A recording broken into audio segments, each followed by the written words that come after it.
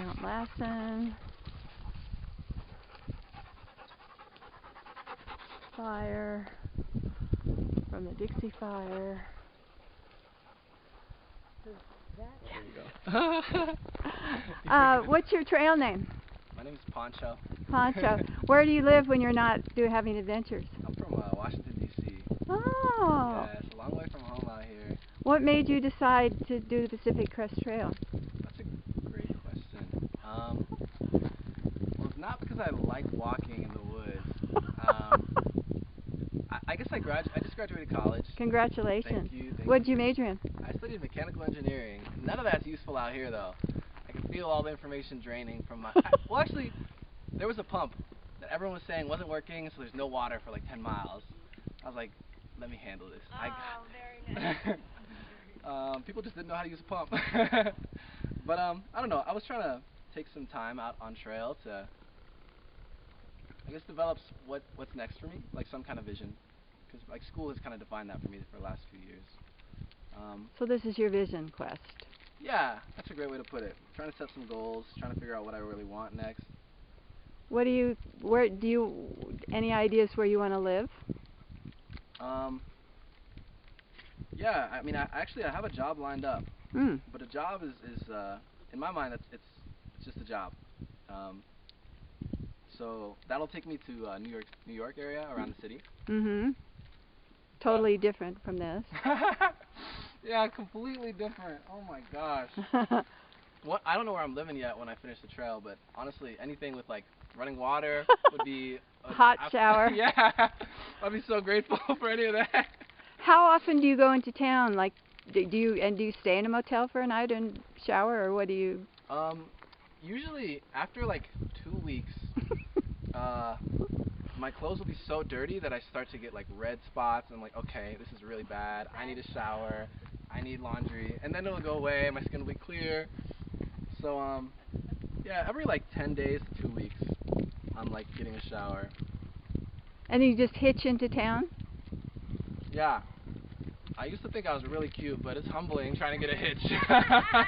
Really? Man. I would think in those towns they're used to people hitching with a backpack. Yeah. I've had some rough ones. Oh dear. Okay. What are the most interesting animals you've seen, or wildlife? Saw my first snake yesterday. It was like orange, and it looked just like, it's the same colors as a Halloween candy, like the corn. A coral snake? Is that what it was? Probably. Candy corn colored. The bears are like, apparently they're black bears, but they're brown, right? Yeah. What shocked me the most is how fast they are. I always thought like if the one was coming for me, I could somewhat like make a run for it, hop onto a rock, but nah, they're like zooming. Like they don't care if there's a tree or a rock in front of them, they fly through. Have you had some chase you? I had some like, I was night hiking. I was taking a break, so I had my food sprawled everywhere. Oh. And I was just like lounging, kind of in and out of like consciousness because it was like 3 o'clock in the morning. Oh gosh. And then I hear this huge crunch right behind me, like 2 feet behind me. I take my flashlight, I shine it, and then like this bear like hops back like 6 feet, and I can't even see it anymore. But it doesn't move any further than 6 feet. It's like waiting for me to turn back around. And then I packed up my stuff really quick. It wasn't that hungry.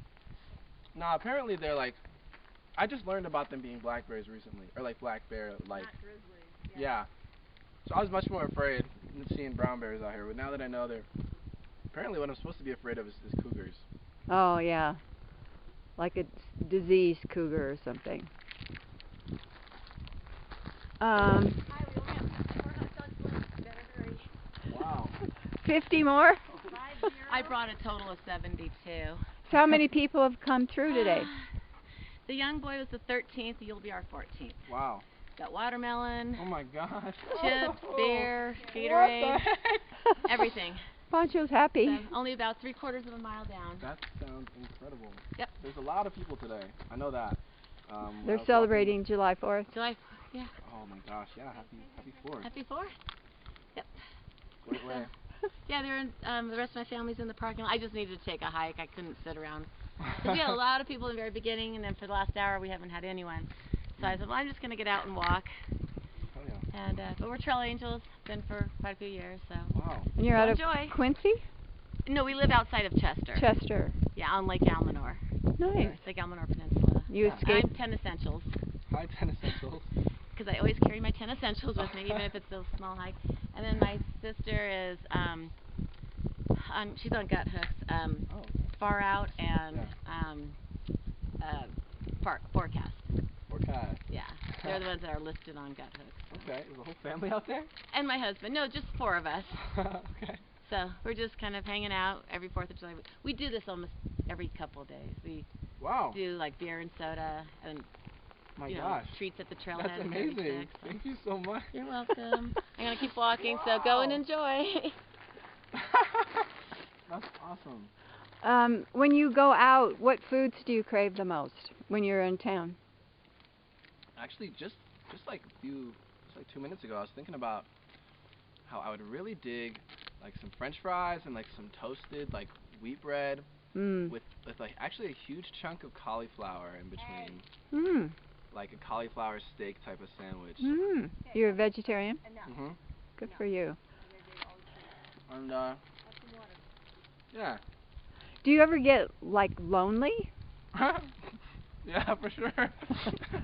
But there's a lot of other hikers out here, Yeah. so you don't have to stay lonely.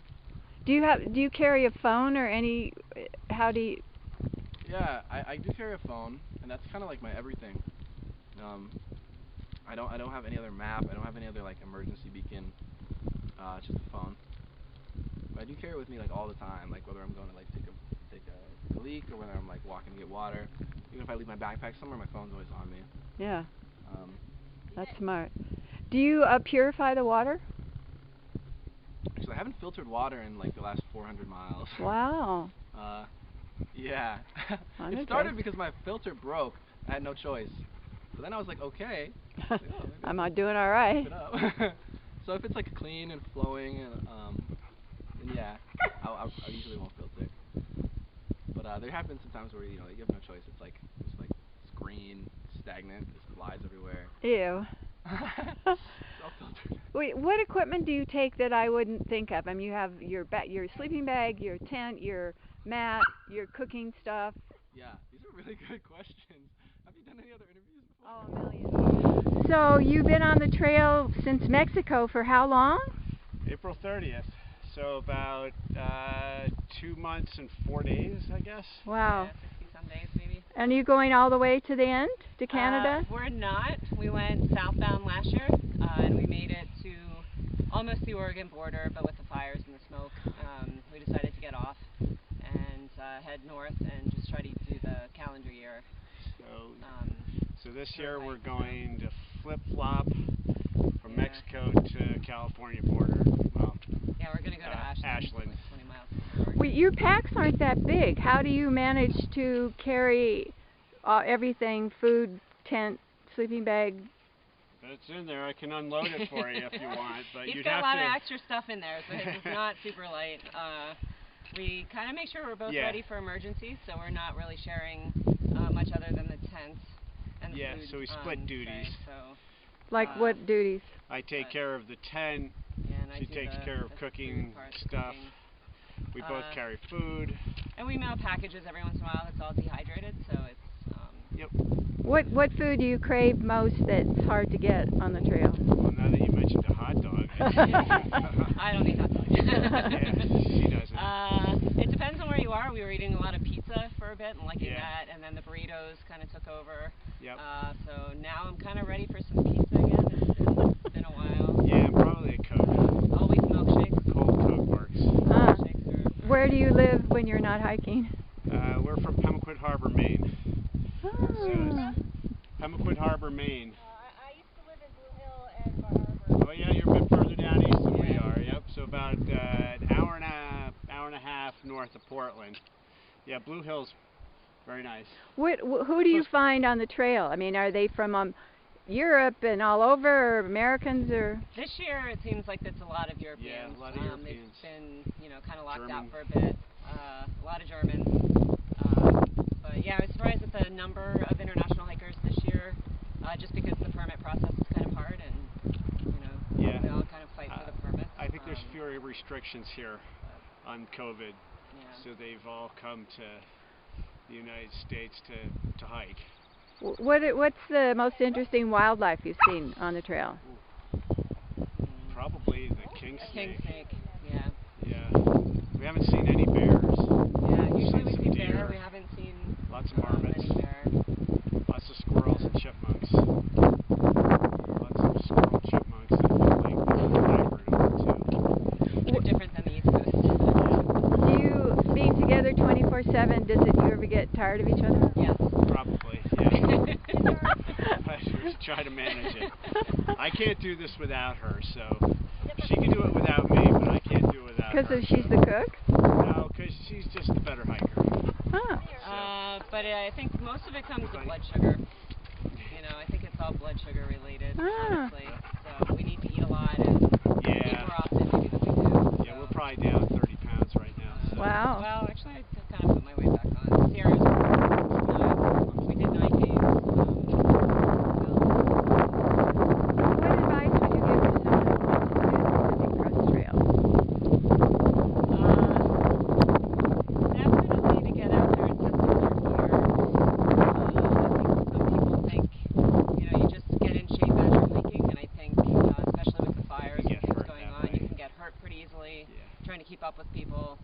And if you don't know what you're really in for, the desert's hard with water carries, so it's definitely about keeping the weight down. So research on that, and then, I mean, I would advise people should be in some sort of shape when they start, rather than the trail's going to make me drop a bunch of weight, I'm going to get in shape, because you know, the amount of weight you're carrying and things, it's overuse injuries. If you don't know what injuries feel like, you don't know, you know, what you can keep going with. Have a good map and carry your water where you're supposed to, and relax and enjoy the trail if you're getting tired. Slow down and enjoy it, especially through the Sierras. It's absolutely amazing. The beauty. Yep. Just it's the majestic. It's grand. It's dramatic. It's also very, very hard. So, you know, and plan on getting 3 or 4 pairs of shoes. Do you mail them ahead or something? Yeah. Or you can buy cheap ones. So I'll get I can kind of wear anything. So $48. I've been wearing them since Tehachapi, and they're okay, but I'm not really expensive. Some people have shoes for 200 miles. Yeah, these shoes have about 700 miles on them. Oh my goodness. And I've got a hole in the bottom of my heel. Oh. So at Old Station I'll get a new pair. Ah. But I'm going to go through 3 pairs of shoes doing this. It's just California. Yeah. Do you think that you spiritually have changed, but any transformation from doing this? Because it's unusual and unique. I'd have to say absolutely, but at the same time we'd like to get out and do this anyway. So, but every time we do it, it probably recharges. I would say doing some long through hikes in the past. Now it's and definitely with COVID, the number of people that are out here, it doesn't feel quite so spiritual. It's a little crowded. It's a little crowded. So people don't take it seriously. This trail magic you're talking about is probably not 50 people. So I would say it's like, you know, it's a little harder to keep the faith sometimes out here with the number of people. So many people. Some of the damage that gets done. Oh. Not so many, you know, through hikers maybe, but just, you know, some of the partying. Partying? What do you mean they're not Pacific Crest Trail hikers? Well, there are. There's some. Well, they carry dope. That's they carry alcohol, right? Yeah, you can carry alcohol. But it's just the number, the volume of people. You're 20-something years old. You're feeling invincible. That's why I'm lucky. I'm older than that, so I don't feel invincible. Yeah, that's smart. That's smart. Anything else you want? Greg, so you just came from Mexico. You've been on the trail for 3 months. That's right. Why are you doing this? I don't know. It just seemed really interesting. Didn't have anything else going on, so might as well. Where do you live normally? I'm from Eugene, Oregon. Wow. So, and how far are you headed? Are you going to Canada? I'm going to Canada. That's the plan. Yeah. What's the most interesting wildlife you've seen on the trail? Oh, seen a lot lot of deer. That's been fun. I got really close to a buck a couple days ago. That was really cool. Seen some coyotes. That was interesting. I saw one bear, but that was in Lake Tahoe, not on the trail. But yeah, it's been really cool. Really different from back home, and it's so diverse. But yeah. And do you, like on a typical day, how many other people do you meet on the trail? It's dropping off, but now probably about 5 to 10 other hikers per day, but it used to be more. And then to get food, you hike to town? Uh-huh. That's right. Yeah. So I just came out of Belden and picked up, I mailed myself a box full of food there because there's not really a grocery store. And then I'll go to Bernie in a couple days and they have a full grocery store, and I'll buy another week's worth of food and then go out again. Cool. Yeah. And there's plenty of water on the way? Yeah. Do you ever feel lonely? Not really. There's a couple. I've been since like the desert, like mile 200 or so. I was hiking in a group of 5. So I was with them, and then we kind of went our separate ways a few days ago. But I see people around all the time, so not really. So it's a great way to meet interesting people. Oh, totally. So many different people from all over the world. Really interesting. All different ages, all different experiences and backgrounds and stuff. It's really cool. Are most traveling in groups or most traveling single? It's a split. It's probably like 50-50. There's a lot of people hiking alone, a lot of people in groups, yeah. And then where does the trail end exactly? It ends in Manning Provincial Park in British Columbia, Canada. Normally you'd be able to go over there, but since the border's closed because of COVID, you have to walk back into Washington for a little bit to get to a road. What advice would you give to anybody who wanted to do what you're doing? Just get out there, just start. Yeah, you don't need a ton of experience or like expensive gear or like that much, knowledge. You just need the drive to go do it. So you just get out there. And yeah. what are you going to do when you get out? How many months from now? I'll probably finish sometime in September, and then I'll go home and get a job again. Yeah. Thank you. Sure. Whoa, that's so interesting. That's great. I studied sociology in school, so I've been thinking about that a lot. Oh, good, good. Let me see. Okay. So, what's your name or your trail name? Yeah, my trail name is Tiny Horse. Why? Because I'm small and have the work ethic of a horse. And why did you decide to do this, and did you start from Mexico? I did start from Mexico. I was really interested in kind of the mental challenge and change that would come with a long hike, and I really wanted to see the West Coast, so chose this one.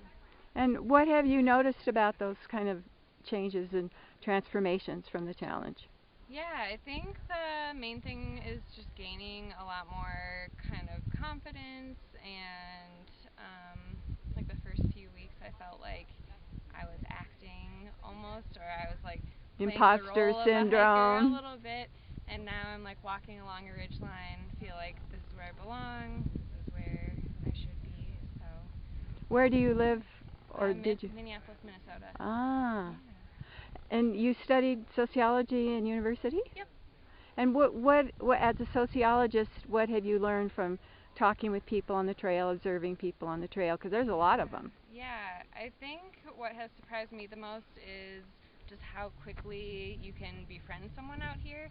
I mean, we all, of course, have the same goal, but I feel like the kind of ego is broken down a little bit out here. I mean, you can't hide, you can't fake anything, really, so I think it just kind of brings out a little bit more honesty and openness out of people. In terms of your stomach, what foods really are great to take on the trail, and what foods do you crave when you go to town? Ooh, I really crave fruits and vegetables when I'm in town. Fresh. On trail, I've been eating a lot of chips, A lot of peanut butter, Nutella sometimes. Yeah, not a great diet, but gummy worms, candy, trash. Do you take dehydrated food, or is they too expensive? I do take some dehydrated food. Usually that's kind of what my dinner is. The dinner is probably the best part, where it's actually pasta and some dehydrated food, but throughout the day it's a lot of just processed garbage. What are the coolest animals or wildlife that you've seen? I think one of my favorite things that I didn't see but I heard was actually last night, an owl just hooting all night. Otherwise I was happy. I actually only saw one rattlesnake, but I thought that was very cool. It was safely enough away that it was worth it. Sometimes, like at nighttime when you're by yourself and there's little crunches in the bush, is it a little scary, or are you used to it and it's not? I got a little bit scared the other day. I was sleeping next to my buddy, and it was just a deer, but I just heard crunching on the rocks. I was like, oh my god, what is it? And then I got up and a deer just hopped away. Oh. Okay. The deer's fine. Yeah. So are you going all the way to Canada? That's the plan. And are you with a friend? I'm with like a people with my on trail. Ah. But I started. And when you get back, what are you thinking? Are you done with university? And Done with university, gonna be on some sort of job hunt, not sure what I'm gonna do. I quit my job to come here. I think I might move to Arizona, have some family down there. I'm a little bit ready for a change? So probably go there and then look around. Last question. If someone said, I really want to do what you're doing and I'm a woman, any advice you would have for them?